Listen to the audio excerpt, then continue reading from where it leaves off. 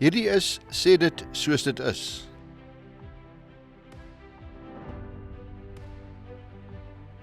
Hello to you. Good morning. You are the president of the SA Agri Initiative, among others. And this morning I want to talk to you about the situation in Zimbabwe and the drama that's still playing out.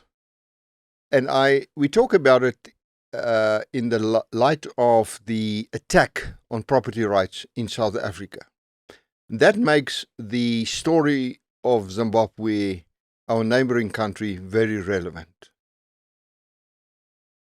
I want you to tell the story of Zimbabwe because you're very closely involved in what is currently happening in Zimbabwe and what's been happening in Zimbabwe over many years. But let's start the story with what was Zimbabwe like, agri-wise, before things went wrong? Zimbabwe has an agricultural-driven economy. That's the center pillar of their economy. And a mere 23 years ago, Zimbabwe was a highly competitive country. The breadbasket of Africa, they called it. They were the envy of the world's tobacco industry. They really did not have competition there. They were the showroom of the world's cattle industry. They were the third largest producer of cotton, fifth largest producer of cut flowers in the world. And their farmers were highly skilled and very efficient, especially in terms of the competitiveness on global markets. And all of that changed overnight when the Landgrabs started in 2000. There was no decision by their parliament or their government for that matter that now we are going to grab the land. They simply had a referendum which government lost. And then the war veterans started to occupy farms. Do you think the veterans were encouraged by the Mugabe government or given permission to do that? No, I think not necessarily. When it started, the Mugabe government had a very simple choice. Either they stop the war veterans through the force of law, maintain law and order, and then estrange them from ZANU-PF. Yeah. Or they just... No, so you say they actually couldn't stop them. They would have lost their support. They get on the back of this tiger and ride it. Yeah. Which is the option they took. Actually, after it started in 2000, so many farmers took this matter to the courts. And it was postponed until only in 2005 they changed their constitution retrospectively to put these land grabs on the right side of the law.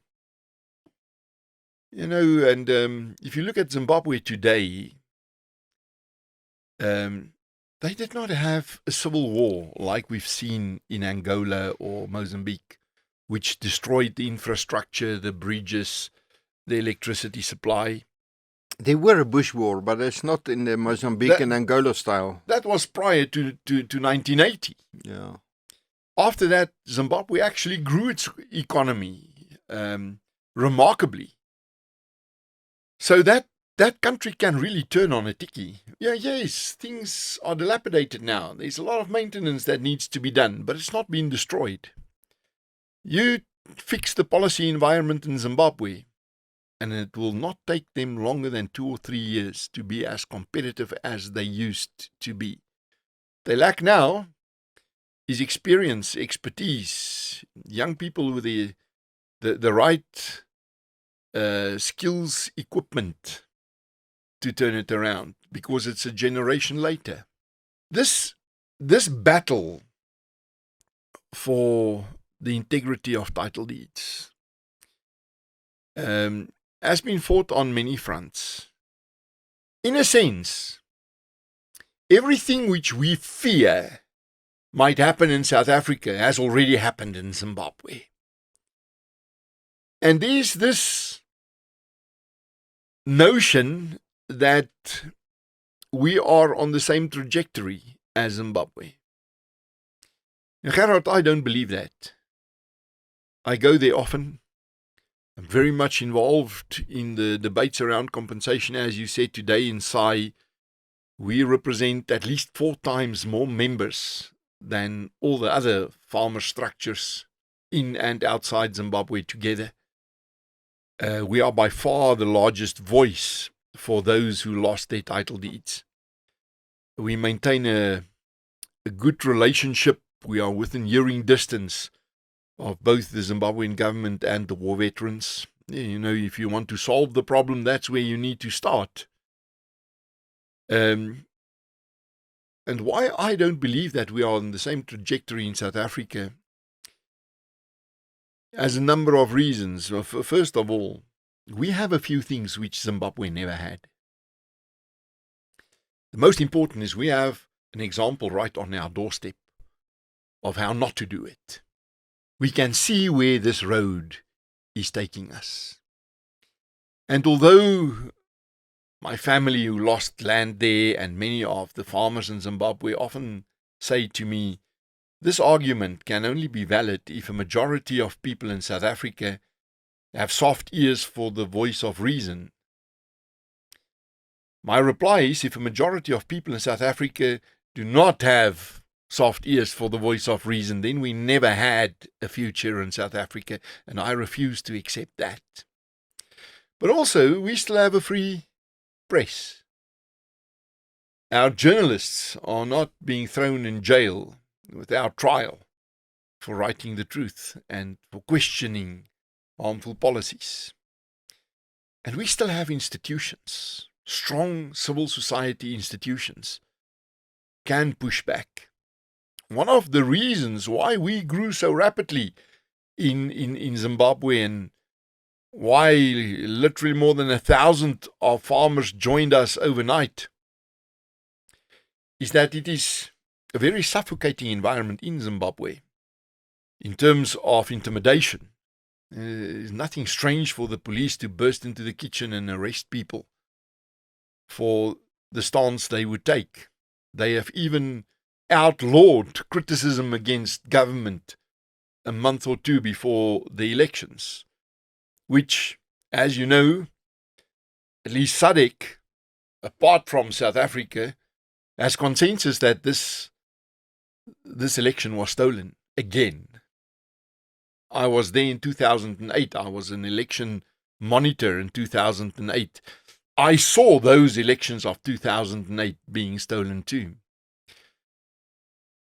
There is no longer the law is no longer supreme in Zimbabwe. The courts are captured.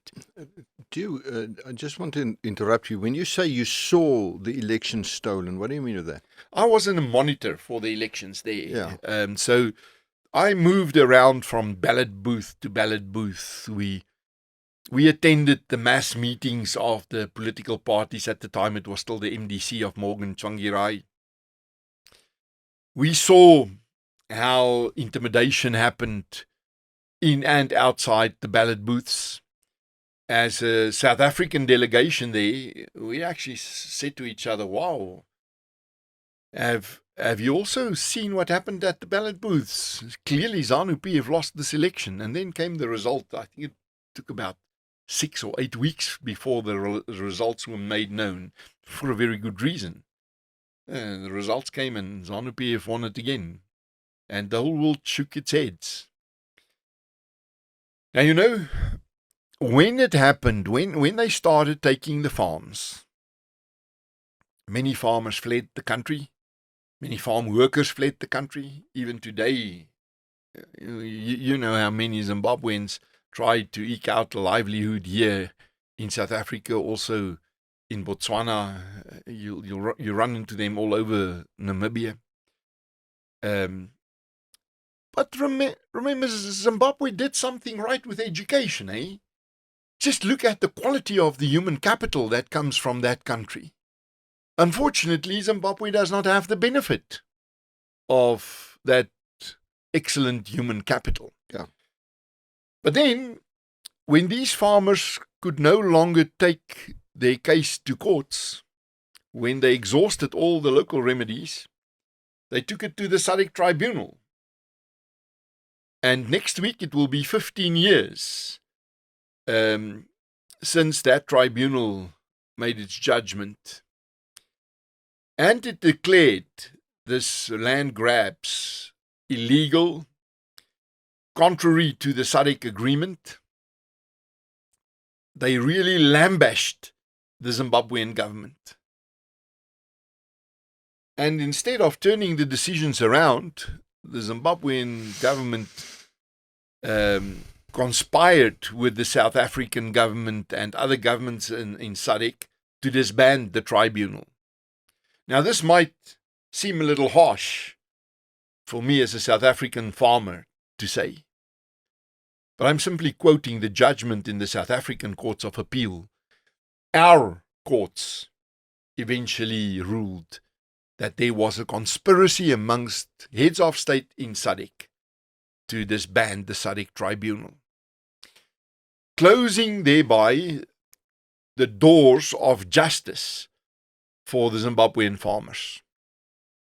When they won that case in the SADC tribunal, of course, we celebrated. The next thing, we learned that they are closing down the tribunal itself. So we had to rush to register that judgment in South African law. We had to do it by means of an urgent application in the High Court, which we also won. And only after that, we realized that this judgment also had a cost order linked to it. The Zimbabwean government owned those farmers the legal fees too. And that was also registered in South African law. So we started to push them on that. No, they simply ignored us.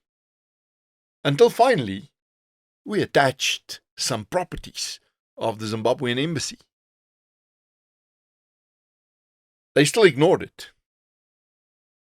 And then when we started to organize an auction, they woke up and then took the matter on appeal. We even had to wait for the case to be heard in the Constitutional Court. And one of their defenses was, they said, it's international protocol that you cannot touch the property of an embassy. Yeah. But our lawyers found these properties which were rented out. So they were not used for the purposes of the embassy. Yeah. In terms of the law, they were deemed for commercial use. Yeah. Hence, we had the opportunity to auction it off in 2018. But in the meantime, we had a South African farmer, Crawford van Abu, from Botawil. Botawil. he lost many farms there. Yeah. He took the matter to court, complaining to the courts that the South African government had failed to protect him. But unfortunately, he lost those court cases, even in the Constitutional Court. But then we challenged, based on one of the judgments in the High Court, we took the South African government to task for their participation in closing the SADC tribunal. And we did not expect the final ruling. This court was really harsh. It said that the South African government had no right to do so. That was Zuma who signed the agreement with the SADC heads of state. The court compelled Cyril Ramaphosa to withdraw that signature. The same also happened in Tanzania. And this actually brought the disbandment to a halt. At the moment, that court is not functioning because they have not appointed judges. There's a court now without judges.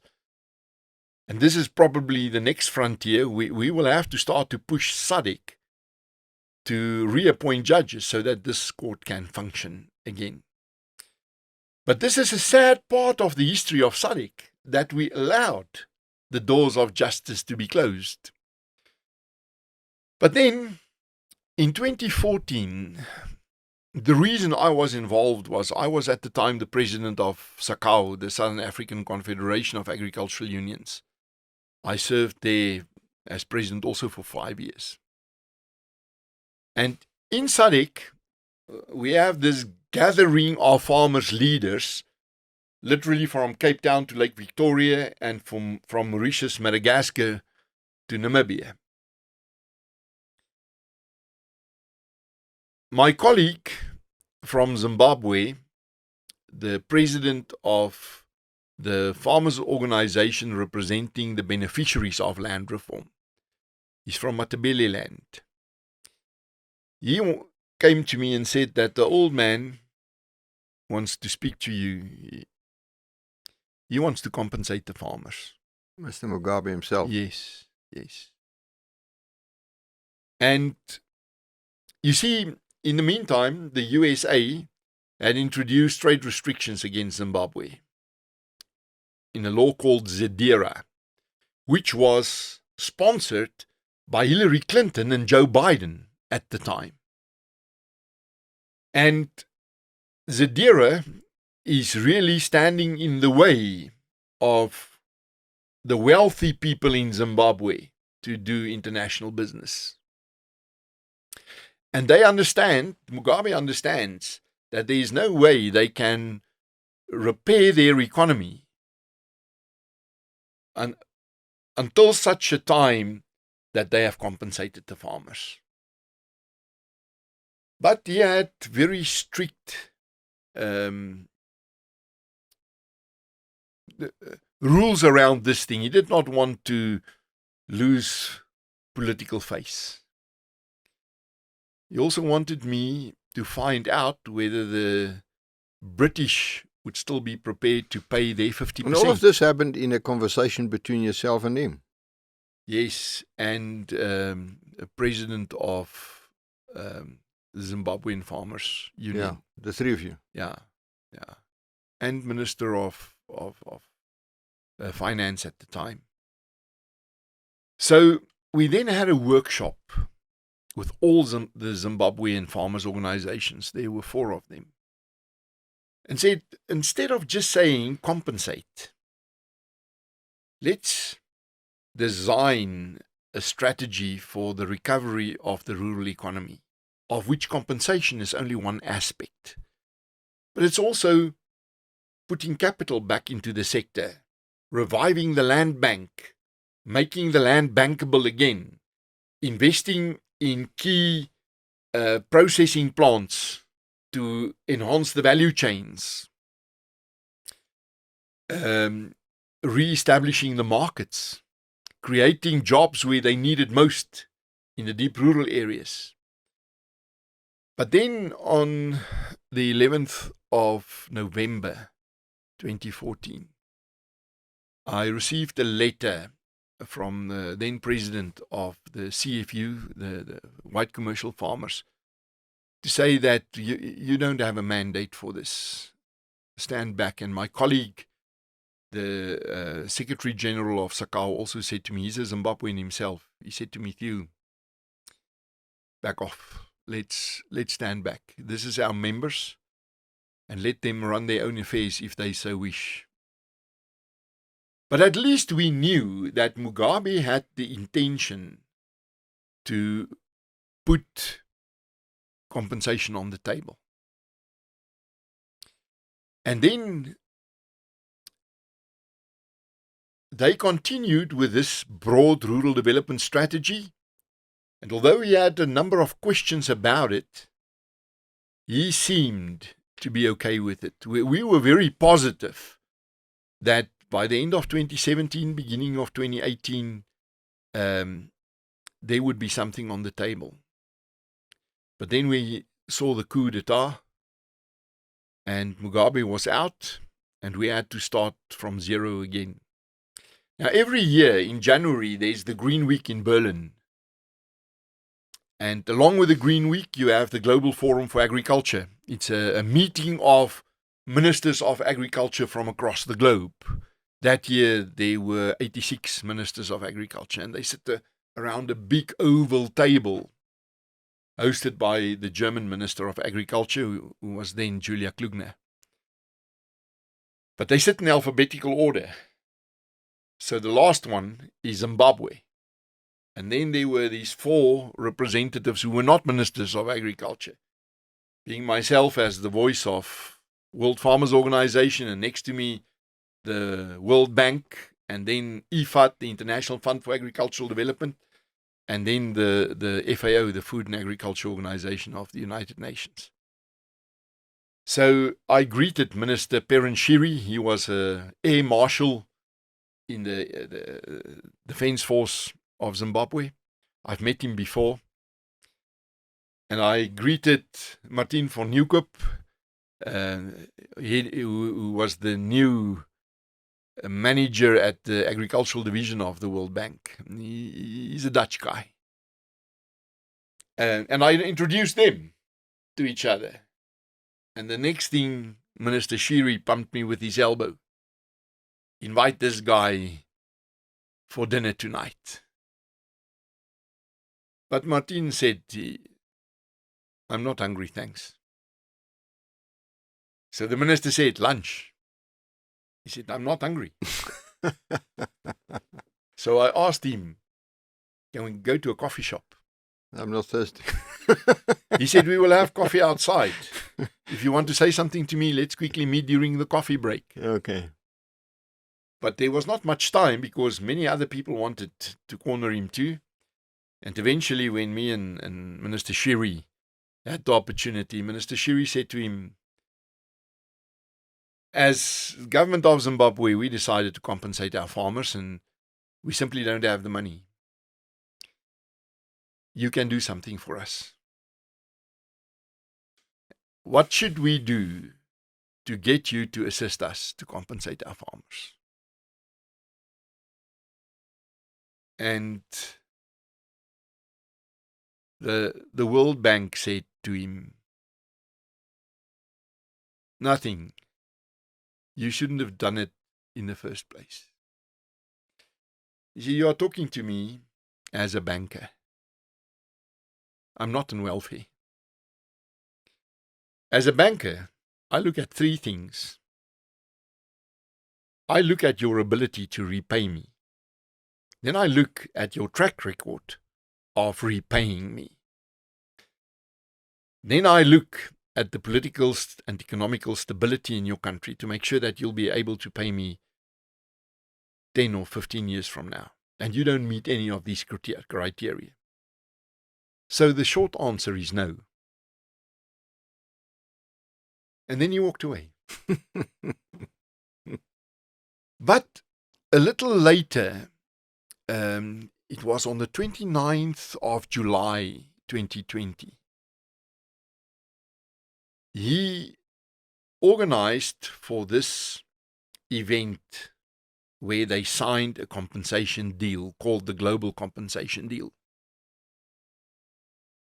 They negotiated a deal whereby they at least got to a quantum based on valuations which were done by a consortium of valuer firms called Valcon. They quickly did valuations on all these farms between 2000 and 2005. And the quantum at the time was more or less $10.5 billion. So just like here in South Africa, they also have the narrative in Zimbabwe where they say the land had been stolen. We will not repay stolen land. But the improvements, that can be compensated for. And the value of the improvements is probably around 5 to 5.5 billion. Now, of course, just like in South Africa, Zimbabwe is not a homogeneous land in terms of the quality of its soils and agricultural assets. In the eastern part of the country, you have the high-value soils, smaller farms, lots of improvements, irrigation equipment, orchards, pack houses, and the average value of the improvements overshadows the value of the land. Whilst in the western parts of the country, there you have the cattle farms, the ranches, where the improvements is probably a fence around the farm, some cattle handling facilities and a house, which is a fraction of the value of the land. So the Matabeleland farmers will be at a disadvantage, and the Mashonaland farmers will be benefiting. So first we had to reach an agreement between these farmers that everybody will get more or less the same percentage. And of course, government offered $1 billion, which was not agreeable. And then the farmers negotiated up to the point of $3.5 billion. More or less 70% of the value of improvements, more or less 35% of the value of the land. Now, this agreement also entailed the conditions for payment. In the first year, half of that would have been paid. And then in the following 4 years, 25% of the remainder. But the year went by, and the Zimbabwean government could not get their hands on the money. No one wanted to lend them the money, not even the Chinese government. So they just extended this arrangement with another year. And that year went by without them performing. And a few days before Christmas, if I remember well, it was about the 22nd of December last year, the government of Zimbabwe came up with this idea that we will stick to the agreement, but we will pay you in bonds, in government-backed bonds, to mature over the next 10 to 14 years. Now you can imagine the reaction of the farmers. If a government can cancel title deeds, just imagine what they can do to bonds in 10 years from now. Why 10 to 14 years? When these farmers lost the land since 2000, the average age of those farmers was 63. If you also include all those who have passed on since, the average age would today be about 86. How many of them will still be alive when these bonds mature? And it's on that point that we saw a big split in the Zimbabwean farmers' constituency. There are those farmers' organizations and representatives of farmers who try to push for these bonds to be approved by the farmers or to be accepted by the farmers, because there are certain commissions which is payable. Welcon, for example, was never paid when they did all these valuations. They are entitled to their professional fees once compensation takes place. But certain other farmers' leaders also made deals with farmers that I'm going to represent you, but when you get your payment, a certain percentage must be paid to us. And it was very easy for the Zimbabwean government to say, okay, those are the farmers' leaders who help us to push through this solution. They can be paid in dollars. But the rest will be paid in Zim dollar. And the law in Zimbabwe does not allow for compensation outside the borders of Zimbabwe. And this is where SAAI advised our Zimbabwean members not to accept the bonds.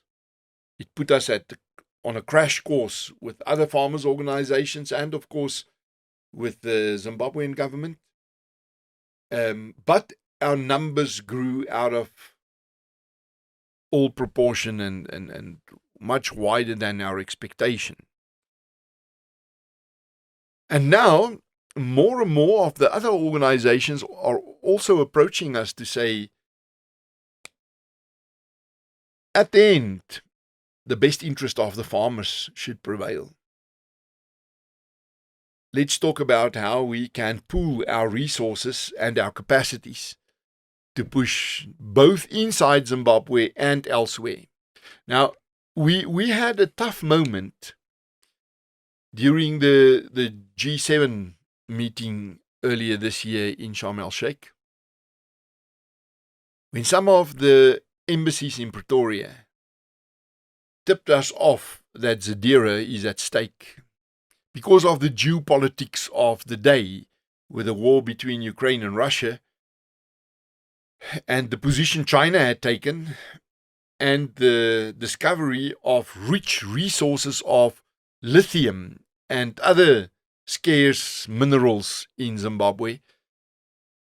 There were political groups within the EU and the USA who said we cannot allow these resources to fall in the hands, exclusively in the hands of Russia and China. So for us to also benefit, we need to drop Zadira. And we pleaded with them. I went from embassy to plead, to say, don't throw us under the bus now. If there is no trade restrictions, what would incentivize the Zimbabwean government to pay us at all? So we stand by just and equitable compensation. Actually, in a vote, in an opinion poll we conducted amongst our members, less than 1% found payment in bonds acceptable, but about 7% also, well, only 7% were in favor of maintaining the global compensation deed. The rest said, let's renegotiate that deed too, because everything has gone up since. And they also reject the notion that there should be no payment for the land. It's not the improvements that is registered at the deeds office. If the land was stolen, then the government of Zimbabwe was a party to that stealing by accepting the transfer taxes from all of us. We paid for the land, we did not steal it. We want to revisit that too, and we want more than compensation. Many Zimbabwean farmers say to us, the fight is not over until we have restitution. Although we now live in New Zealand, Canada, the UK, Australia, we are Zimbabweans. And I know my cousins, if they had this short space for an opportunity to go and farm again, they will do it. So my message to the Zimbabwean government over the last few months has been, you cannot in the 2020s have a constitution banning a certain race from owning farmland. It's not on. You will never be accepted back in the global economy if you have a constitution that excludes ownership based on race. And they said to me, we understand that. We will change that.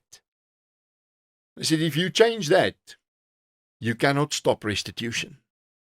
Then you will have to return the land of those who still have the title deeds on it. But more than that, you make a mistake by looking at beneficiaries of restitution as a threat. It's your biggest opportunity. It will bring down the cost of land reform, of compensation. And those farmers who do come back is your biggest asset. Because they are the experienced ones who can earn dollar from the land again, who can create jobs again where you need it most. You must try to get as many of them as possible. At the moment, the land is fallow. The land is not earning 1 cent for the Zimbabwean government. It is no asset at all. They do not even get rental money from the beneficiaries. The biggest damage would be the reputational damage inside the political party. There's one more aspect that is really a determining factor in this whole debate around compensation, and that is an increasing number of destitute farmers. There are about 260, 270 of them at the moment. They used to be thriving farmers, not necessarily very wealthy, but they were also not poor. But they did not create an alternative for them, and when they lost their land, they lost everything. And this 260, 270 farmers are now in their 80s, and they are in old age homes and in hospitals, and they don't know how to pay for their medicine at the end of the month. So the Zimbabwean government offered, as part of the global compensation deed, to give them an interim payment every month, which they did not. They paid 7 times last year. I don't know whether they've paid this year at all. But this interim relief payments became a gun to the head of the rest of the farmers, saying, if you don't accept our offers, we also stop those interim relief payments. Which is why in SAAI we have set up a special fund to take over that responsibility. Yeah. And from a few chain stores, and I met a big pharmacy chain on Friday, who said that we will help with the medicines in Zimbabwe, just to remove this gun to the head of the rest of the farmers. You know, for us it is a principle that is at stake here. If Zimbabwe is allowed to continue on the route on which they are now, it's not that far-fetched that the ANC might try to do the same when they run into the same problem. This kind of thing happens when a ruling party meets its match at the ballot booths. To what extent is our situation comparable to what's happened there? I mean, the ANC in its a confused ANC is also hostile towards property rights. Will they be strong enough in South Africa to prevent land grabs? A strong EFF, we'll see what's going to happen. To what extent are they inclined to approach the land issue by means of land grabs?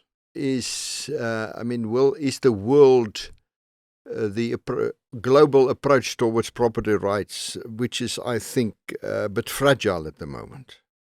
Will they impose sanctions on South Africa if the ANC allows it? Because the ANC wants to allow it. To what extent is compensation without compensation different to a land grab? Is it the same thing? Is it in principle exactly the same thing? Give me your comments briefly on this question. I'm also positive towards South Africa.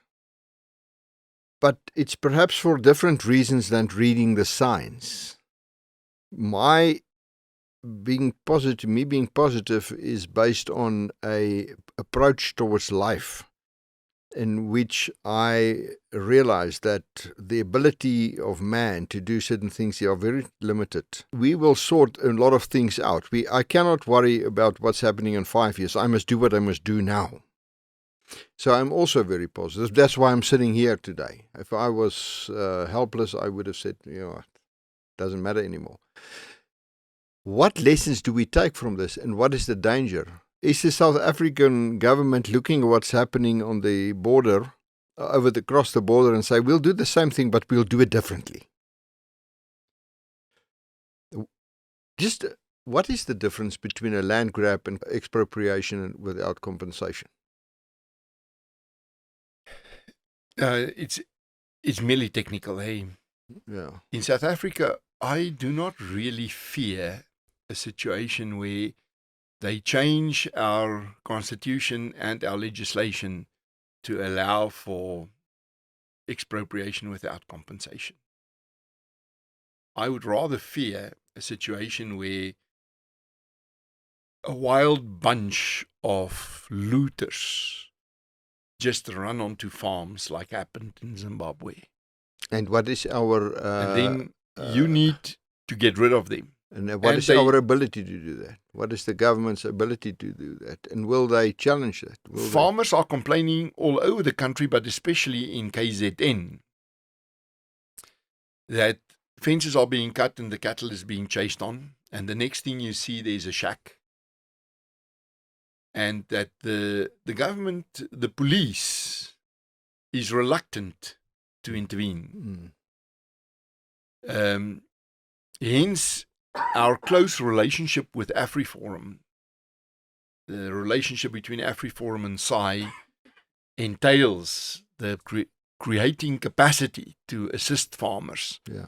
Look how often an organization like AfriForum had to appoint the Red Ants at big cost to get rid of people who just occupy land because government is reluctant to do it. I think there's a bigger threat of that. And like in Zimbabwe, government will not do it. They will simply do nothing against those who do it. Now, on what defines land grab? This is a very loaded question. This is actually the reason why we have SAAI today. SAAI broke away from the other organs of organized agriculture because of this question. In 2017, at Nasrec, the ANC took this resolution that they will change the constitution to allow for expropriation without compensation. And already there at Nasrec, 4 ministers referred to a list of farms to be expropriated without compensation.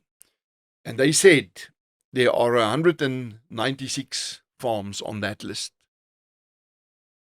Between that policy conference and the middle of March, 4 more ministers referred to the list.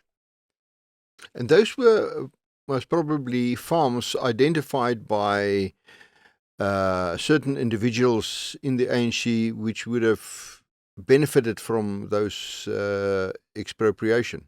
Is it? The vast majority of the farms on that list happen to have mineral rights on it.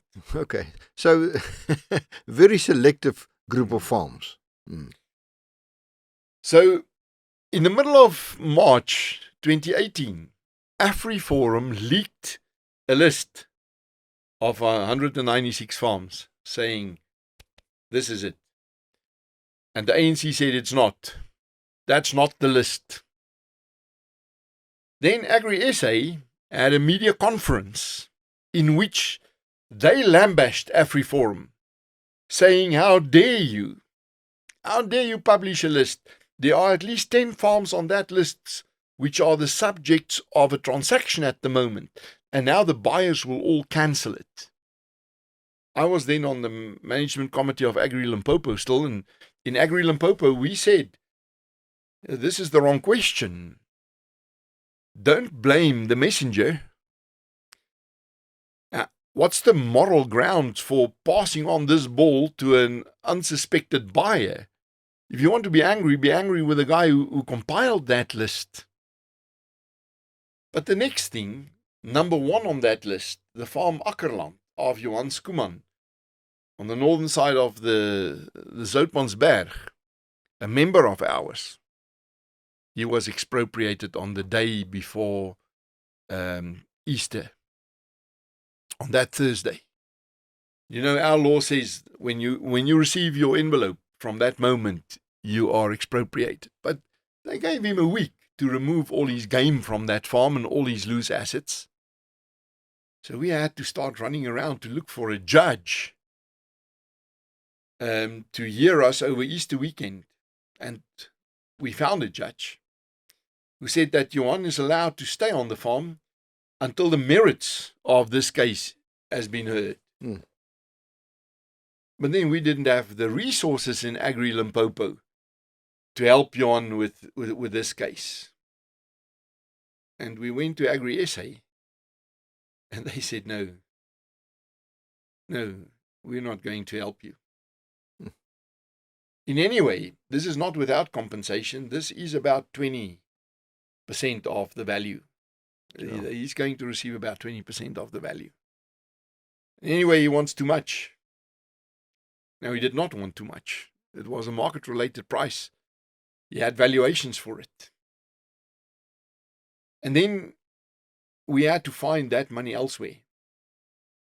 Hence, we approached the Solidarity Movement and AfriForum, and they agreed each to chip in 50% of the legal bill. We could put down the money and make this case happening. And this case was heard in the first week of October 2018. And we won it with cost orders against the Minister and the Registrar of Deeds and the Land Claims Commission. But the next thing, there was a motion of no confidence in the President of Agri Limpopo, Leon Borchitz, who now serve on the board of SAAI. And pressure was also put onto our CEO, Willem van Jaarsveld. And when they got rid of those two, I also felt this is can no longer be my home. So we then launched SAAI early in 2019 with the idea that a farmer should not wonder whether the farmers' organization will step in and act on his behalf. He should not have uncertainty about this. And our commitment was that we will take care of the interest of family farmers and not be the voice of government to the farmers, but be the voice of the farmers to government. And this is how SAAI kicked off. Theo, thank you very much. I just want to make this remark. What is perhaps different also between us and what's happened across our border is a very vigilant civil society. Institutions. And we will have to become even more vigilant. This is not a battle that's going to stop in a few years' time. This will be the way we live for the rest of our lives. This is not going to stop. So if somebody says, I want to live differently, well, that's not your place to live. Unfortunately, there's nowhere else to go. Europe has got their troubles.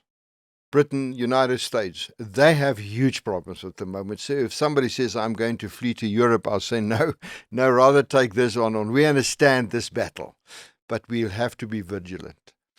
Theo, thank you very much. This was wonderful, and I'll talk to you soon again. Looking forward. Thank you.